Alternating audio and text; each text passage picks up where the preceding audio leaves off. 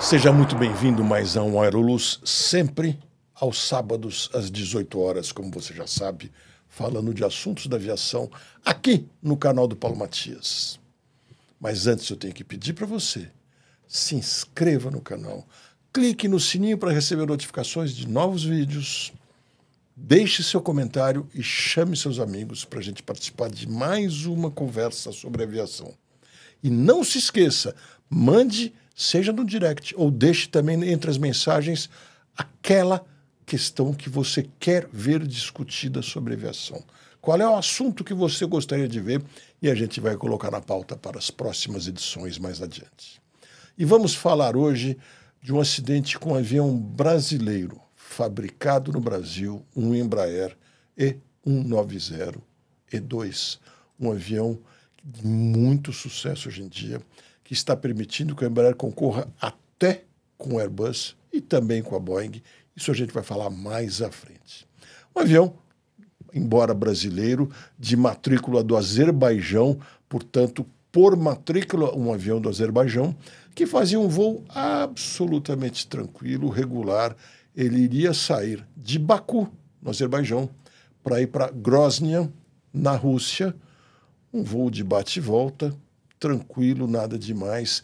Antes da decolagem, durante o briefing, eles teriam poucas coisas a discutir na cabine sobre características específicas do voo, a não ser o fato de que o teto estava baixo, mas tranquilamente acima dos limites para poder operar lá na Grozny. Mas na Rússia, em geral, naquela região, estava baixo, em alguns lugares perto do limite de teto. Inclusive, aonde esse avião faria o pouso alternativo caso não desse para pousar na Grozny. E por isso, muito provavelmente, ainda não temos o relatório final, não podemos confirmar, mas muito provavelmente, no briefing de cabine, piloto e copiloto decidiram colocar um pouco mais de combustível, já pressupondo que o pouso, caso não fosse possível na Grozny, acabasse acontecendo não na alternativa convencional, que era mais a leste, ainda na Rússia, e talvez até fosse o caso de voltarem para Baku. Essa era a única coisa diferente. De resto, poderiam até discutir que estavam voando para um país em guerra, mas de uma maneira muito provavelmente sem grande atenção. Por quê?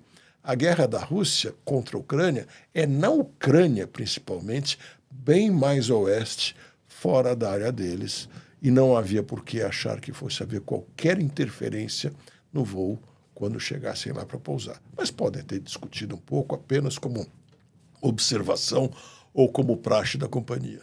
E decolaram e foram em frente. Tudo vinha caminhando numa tranquilidade, sem nada a surpreender, nenhum relato, nenhuma notação de anormalidade, até que se inicia o procedimento de pouso. Aí começam as estranhezas para quem é da aviação, principalmente. Eles iam fazer um procedimento de pouso por instrumentos GNSS. Já disse aqui a você, mas é bom lembrar, GNSS é o Sistema Global de Navegação por Satélites, vulgarmente conhecido por GPS. Lembrando que GPS é o primeiro sistema de geolocalização por satélites, e depois vieram outros, o sistema europeu, o sistema russo, o sistema chinês, o sistema japonês, o indiano também está fazendo o seu, e por isso que existem diversos sistemas, e GNSS significa todos eles. Eles vinham para fazer o procedimento com o teto baixo, mas dentro dos limites, e esse avião poderia operar muito tranquilamente nessa condição. Ocorre que, de repente, eles começam a sentir a degradação do sinal do GPS, ou GNSS, e perderam o sinal. E tiveram que arremeter ainda a uma distância considerável da pista e iniciar um novo procedimento. Aí alguém pode dizer, mas Diogo, eu já assisti aqui, nesse canal mesmo, você dizer que não consegue interferir no sinal de GPS de um avião. De fato, não se interfere no sinal de GPS ou GNSS de um avião especificamente, porque ele não transmite esse sinal, ele recebe. Esse sistema é transmitido por ondas de rádio. Que nem aquele rádio que tem nos carros de todo mundo, que transmite os programas, as emissoras de FM, frequência modulada. A diferença que é também uma frequência modulada, mas 10 a 15 vezes superior à dos rádios dos carros. Portanto, não se pega esse sinal nos rádios, se pega nos aparelhos que tem no carro, com uma frequência mais alta. Então, ninguém consegue interferir numa frequência de sinal que você não transmite. Mas o que conseguem fazer é criar rádios pirata, GPS pirata, GNSS piratas, que são emissões de frequências nesse nível mais alto, entre 1.000, 1.100 e 1.400, 1.500 MHz, e aí, criando sinais falsos ou até fantasmas, pode gerar uma confusão. Isso sim pode acontecer.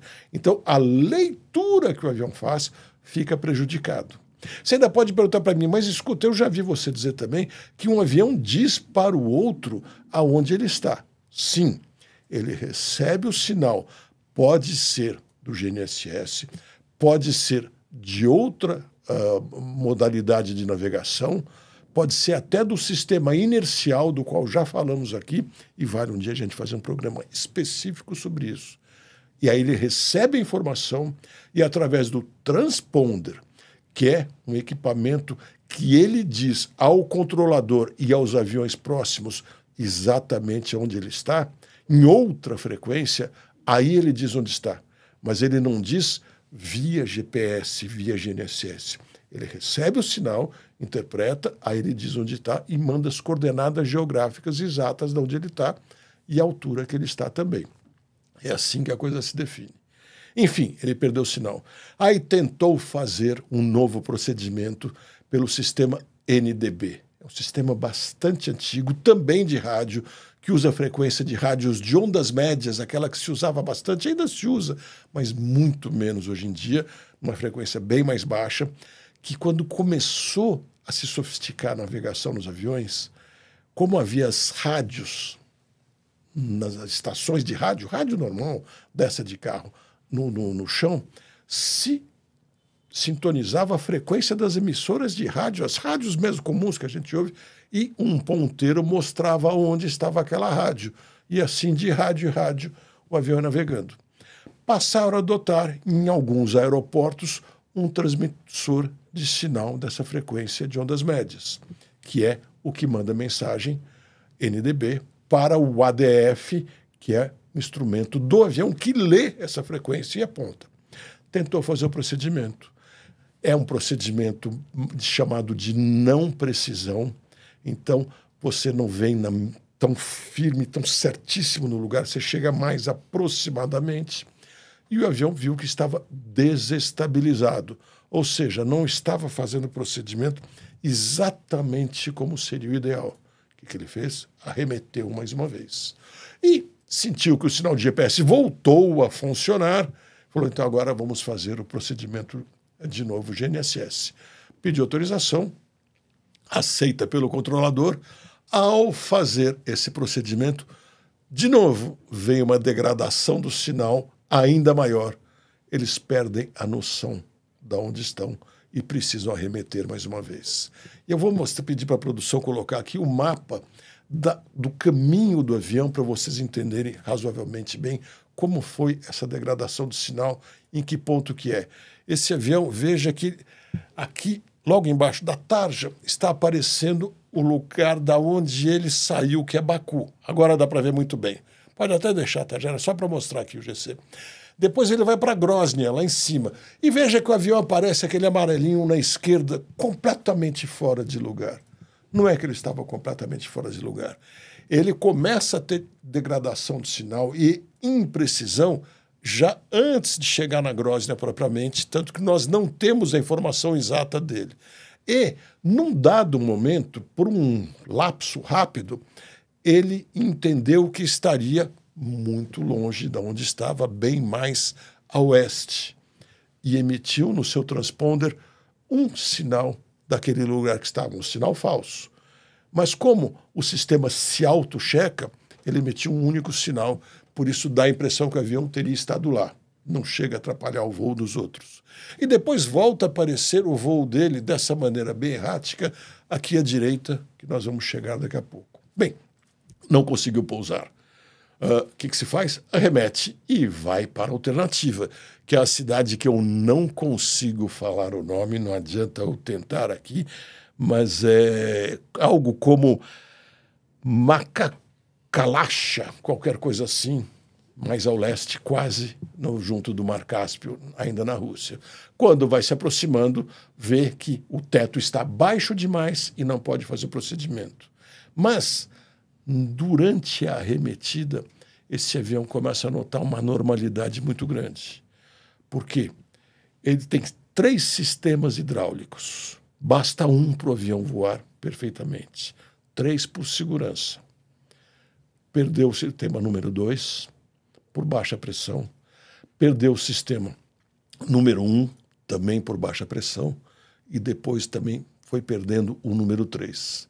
Nessa hora, a tripulação de cabine chama a comissária para perguntar se ela está vendo alguma normalidade. E ela traz que vê que o avião ainda perde a pressurização. Passa mais um tempo, vem uma indicação de que a porta de carga estaria aberta. Por quê? Perdeu a pressurização também. Diante disso tudo, ele chamou a comissária, que disse que viu que caíram algumas máscaras e que alguns passageiros estão notando alguns danos, não só no interior do avião, como também do lado de fora. Isso chama muita atenção, mas a tripulação não entende como algo que deva tomar providência. Mas viu que estava sem pressurização, não podia subir mais do que a 15 mil pés e considera voltar para Baku. Por isso que eu digo que, muito provavelmente, eles tinham mais combustível do que o necessário, já prevendo que, se tivessem que alternar, poderiam não conseguir chegar na alternativa e voltariam para Baku. Mas aí eles notam que eles perderam os ailerons. Ailerons são aquelas peças móveis que tem nas asas, que elas viram alternadamente. Quando uma vai para cima, a outra vai para baixo, uma vai para baixo, a outra vai para cima, que é para fazer a asa inclinar para baixo aqui ou inclinar para baixo do outro lado e, com isso, ajudar o avião a fazer suas curvas. E também o profundor atrás. O profundor é o que faz o avião descer mais, subir mais. Eles estavam com esses elementos funcionando de maneira muito precária. Por quê?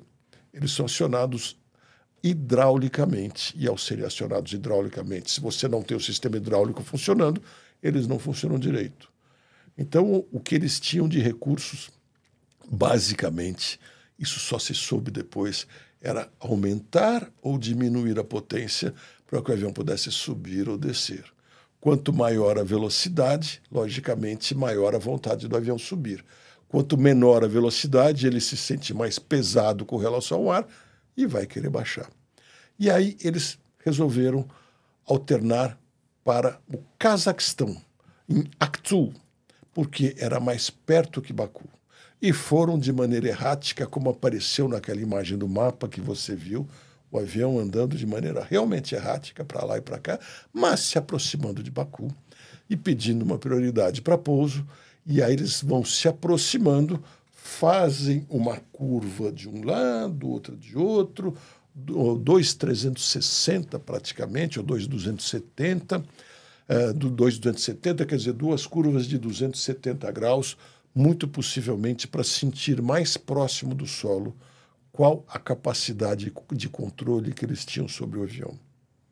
Até que eles vêm fazendo, você pode ver aquelas 2 curvas que parecem um 8, são essas curvas de 270 graus aproximadamente que eles fizeram sobre o aeroporto. Aí, quando fazem a segunda, já é no procedimento de pouso, vindo para pousar, e quando ele está chegando para pousar, a gente vê uma cena que é impressionante. O avião começa a afundar fortemente de nariz, e quando ele começa a levantar o nariz, ele já bate no chão 3 quilômetros antes da pista, e vem o dano. Você pode ver exatamente essa imagem muito triste aí. Veja que ele começa a querer recuperar quando toca o chão. Quando a gente vê isso, a gente fala, não é possível. O que pode ter acontecido? Que erro pode ter havido para vir num dia de céu azul, vir assim, num descontrole tão grande. Começam a vir aquelas ideias malucas. Será que o comandante teria passado mal? Era uma pessoa muito pesada, caiu sobre os comandos e o copiloto teve dificuldade de puxar o manche de volta para levantar o nariz? Começam conjecturas as mais malucas possíveis. Fato é que o avião caiu, teve essa fatalidade, por uma casualidade ou até quase que felicidade, vamos dizer. Das 68 pessoas que estavam a bordo, 29 sobreviveram. E sobreviveram principalmente porque o avião se quebrou. Ao se quebrar, a parte de trás do avião ficou mais leve e mais lenta, desconectada do resto do avião, das asas do motor e do cockpit, que bateu de frente e provavelmente levou os dois pilotos a terem perda instantânea de vida. Aí ele se queimou e poucas pessoas que estavam na seção dianteira do avião, depois de ter se quebrado, sobreviveram. Um número maior de pessoas que sobreviveu era que estava justamente na parte de trás. E muitos deles saíram andando, embora o avião tenha ficado de cabeça para baixo, num estado bastante grande, num estrago bastante grande, conseguiram sair até andando. A gente olhava e falava, não é possível, o que aconteceu? Até que a gente viu de perto as primeiras imagens do avião depois da queda. E aí que a gente vai começar a entender o que foi essa tragédia. E aí vem uma surpresa assim que deixa a gente assim estupefato. Porque só de olhar a fuselagem, numas imagens um pouco mais de perto, feita por talvez até passageiros do avião ou pessoas que chegaram lá para ajudar, a gente vê uma série de perfurações. Então, algo que poderia ter sido pássaros ou coisa assim, a gente começa a falar, não, de forma alguma isso não é.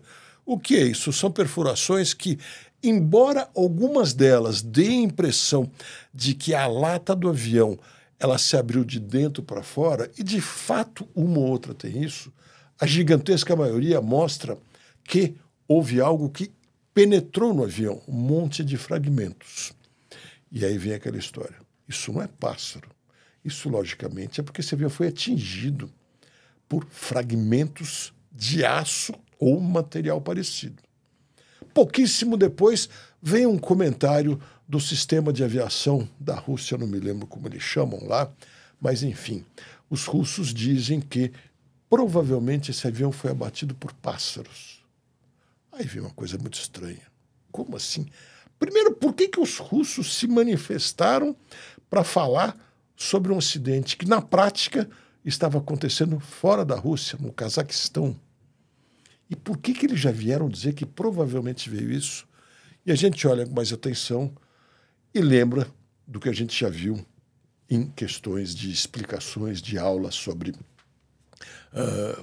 máquinas de guerra, sobre os mísseis, etc. Isso é típico de um míssil de fragmentação, que é muito eficaz na batalha aérea. Por quê? O míssil normal de impacto é aquele que, quando ele bate em algo, ele explode e causa uma gigantesca explosão. Ele precisa acertar o alvo em cheio. Se ele não tiver precisão e passar a 1 metro do avião, ou até menos, mas não tocar no avião, ou tocar de leve, ele provavelmente não vai fazer nenhum estrago importante e não vai derrubar esse avião. Então ele tem que ser muito preciso. Agora, os mísseis de fragmentação, basta que eles se aproximem do avião. No momento que eles estão a 10, 50, até mais metros de distância, eles se autodetonam. E, ao explodirem, eles são feitos para isso. No lugar de explodirem como uma bomba que explode, eles lançam fragmentos de aço ou de qualquer outro material que eles venham usar, bastante duro, para todos os lados e pegam aquilo que esteja por perto. Então, se ele se aproximou pela direita, pela esquerda, por cima, por baixo, tanto faz, vai jogar fragmentos aos montes. E aí isso começa a fazer sentido com as imagens que a gente viu e com o fato do avião ter perdido os sistemas hidráulicos e outras coisas que a gente veio descobrindo com o passar do tempo depois. Acontece que, ninguém confirmava que era isso ou que não era. Então a gente fica com uma evidência extremamente clara, com uma percepção gigantesca, mas a gente não pode ter certeza e não pode trazer essa informação como um fato. Agora, que vai ficando muito evidente. E quanto mais a gente vai tentando montar as peças do quebra-cabeça, tudo isso vai fazendo sentido, sem dúvida. O avião perde a pressurização porque teve a sua fuselagem perfurada. Foi perfurada, logicamente o ar que está comprimido dentro da cabine escapa, vaza, perde a pressurização. Teria perdido a porta de carga, como apareceu o sinal de emergência para a tripulação. Mas, se ele perdeu a pressurização ou se no impacto danificou a porta, já se explica isso e por que o alarme disparar. Algumas imagens que a gente viu feitas por gente que estava dentro do avião e que sobreviveu e que seu celular também não foi danificado, mostra alguns estragos dentro da cabine, algumas máscaras que caíram. Não está explicado exatamente porque algumas caíram e outras não, se foi pelo impacto dos objetos ou se o disparo que fizesse as máscaras caírem não funcionou perfeitamente. Mas isso é uma questão menor, até porque o avião estava numa altura onde as máscaras não eram importantes, porque lembre-se que ele estava vindo para pouso. E depois, quando ele foi até Aktu, no Cazaquistão, ele foi mais baixo porque já estava sem pressurização. Mas a gente vai vendo e as coisas vão fazendo sentido, fica cada vez mais claro. Foi, sem dúvida alguma, um míssil de fragmentação, ou 2 mísseis de fragmentação que foram lançados sobre eles. Aí, nos dias seguintes, o governo russo emite uma declaração de que pode ser que alguma ação de defesa do sistema de defesa russa tenha tido algo a ver com a história. Bem sutil. Não fala na degradação do sinal de GPS, nem fala de nenhuma outra coisa. Só agora, depois de meses, 9 meses passados, porque isso aconteceu no dia 25 de dezembro do ano passado, só agora que Vladimir Putin, recebendo na Rússia, em Moscou, o presidente do Azerbaijão, de onde é essa companhia aérea, admitiu que, segundo ele, o sistema de defesa da Rússia pode realmente ter tido ação que possa ter causado isso, através do lançamento de mísseis de defesa contra 2 drones que estariam por ali, drones da Ucrânia. O que mostra que é uma explicação muito esfarrapada. Apenas ele, diante do presidente do Azerbaijão, provavelmente, muito provavelmente, por pressão feita pelo Azerbaijão, que disse que ele precisava reconhecer isso, até para livrar a barra da turma do Azerbaijão, ele reconheceu, mas com uma série de ressalvas. E colocou no meio que havia 2 drones da Ucrânia por ali, o que é extremamente improvável pela distância e pela questão do que 2 drones iriam fazer ali, tendo já passado por tantos alvos de maior importância que pudessem interessar a Ucrânia. E não fala nada até o momento sobre a degradação dos sinais de satélite, do sistema GNSS, conhecido principalmente como GPS. Nada. É um reconhecimento extremamente parcial que o Putin faz de um crime gigantesco, que é derrubar um avião de passageiros que não tinha nada, absolutamente nada com a guerra, e não recebeu qualquer aviso prévio, fosse de degradação de sinal, fosse de que ele estivesse oferecendo algum risco e recebesse um aviso prévio. Sabe-se muito bem que um avião, quando está em atitude irregular e mereça interceptação da Força Aérea de um país, tem um protocolo a ser seguido. Esse protocolo é primeiro emparelhar com o avião, fazer alguns sinais. Tem uma frequência específica que todo piloto sabe que precisa colocar na hora, chamada também frequência de emergência, porque ele sabe que é por essa frequência que o interceptador vai chamar ele. Nada disso aconteceu. Foi simplesmente manda o míssil e derruba o avião, depois de já ter degradado o sinal e, com isso, dificultado o pouso daquele avião, que muito provavelmente não fosse a degradação do sinal de GPS, GNSS, ele teria pousado da primeira vez e nada disso teria acontecido. E vejam, não é a primeira vez que a Rússia faz isso. Já fez na década de 80, final da década de 80, um Jumbo 747, aquele avião gigantesco de 4 motores, que pode levar até 400 passageiros. E os que voam na Ásia normalmente são os que têm a maior densidade de passageiros.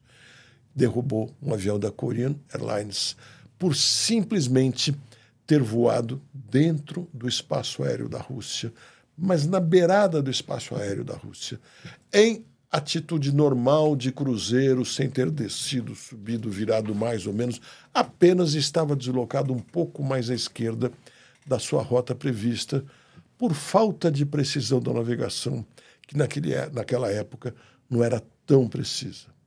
Também sem aviso nenhum, eles simplesmente derrubaram esse avião.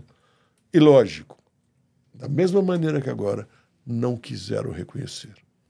Para mim, fica claro, não foi a primeira e nem mesmo a última vez que a Rússia faz uma coisa dessas. A gente fica com aquela impressão, quem será o próximo? Qual segurança que se tem de voar sobre a Rússia? Ou mesmo que seja indo para a Rússia.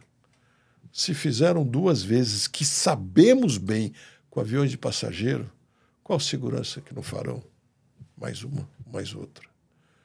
E assim derrubaram um avião brasileiro da Embraer, um avião extremamente bem feito, um sucesso da aviação, que está colocando a Embraer num patamar muito mais elevado, está permitindo que a Embraer concorra com os grandes fabricantes, como especialmente a Boeing, ou ainda mais a própria Airbus. A Airbus, o seu menor avião nessa faixa de aviões grandes de jato, é justamente o 220, o Airbus 220. É um projeto comprado do Canadá, mas muito bem absorvido pela Airbus, que é um concorrente muito direto da Embraer, que vem ganhando espaço e conseguindo disputar com muita eficiência contra a Embraer, contra a Airbus. A Boeing tem os aviões um pouquinho maiores, o Boeing 737 é o menor avião que ela tem, é um pouquinho maior, então a concorrência não é exatamente direta. Mas é um avião que até aqui tem mostrado absoluto sucesso e é uma das coisas que nos chamou a atenção. Não tem histórico de acidentes nesse avião da Embraer, muito pelo contrário. Os acidentes que aconteceram foram, até aqui, pelo menos, poucos, e os poucos que aconteceram foram por falhas de tripulação. Houve até um na África que foi derrubado intencionalmente pelo piloto, numa história terrível, que um dia a gente conta para vocês. Outros que eventualmente vararam a pista ou alguma coisa assim, mas nenhum aonde tenha ficado caracterizada uma falha crônica de fabricação, de projeto ou de manutenção que tornasse o avião mais vulnerável. Como a gente já viu poucas vezes, mas já viu em outros modelos de avião. É um avião maravilhoso, de uma família diversa, que tem os um pouco maiores, um pouco menores, tem desde o 175 até o 195, o número aumenta quase sempre, neste caso também, quando o avião é um pouco maior, que pode levar de 80 até 114, 118 passageiros, com muita segurança e confiança. Aqueles aviões de 2 assentos e um corredor no meio, que muita gente adora voar, porque eles são mais confortáveis do que os aviões que têm 3 assentos com um corredor no meio e são realmente excepcionais em segurança, confiabilidade e precisão nos horários de saída. É um tipo de avião que dá muito pouco problema antes de decolar. Quando a gente vê um acidente desse, chama muita atenção. E a gente vê que na Rússia tudo é diferente. E, principalmente, É o único país, ou dos únicos países do mundo, onde, quando acidentes acontecem por lá, as investigações ficam altamente prejudicadas, porque eles boicotam todo tipo de informação que possa dar.